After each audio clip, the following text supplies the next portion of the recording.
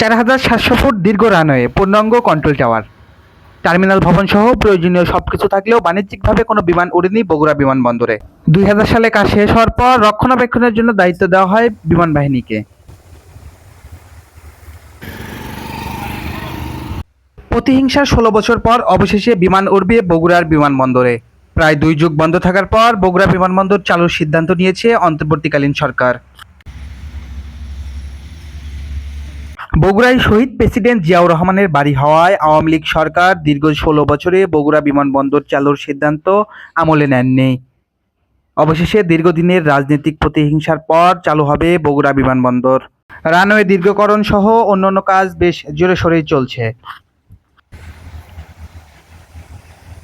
এই বিমানবন্দরটি চালু হলে উত্তরাঞ্চলের পর্যটন খাত ও অর্থনীতি আরও চাঙ্গা হবে বলে ধারণা স্থানীয়দের।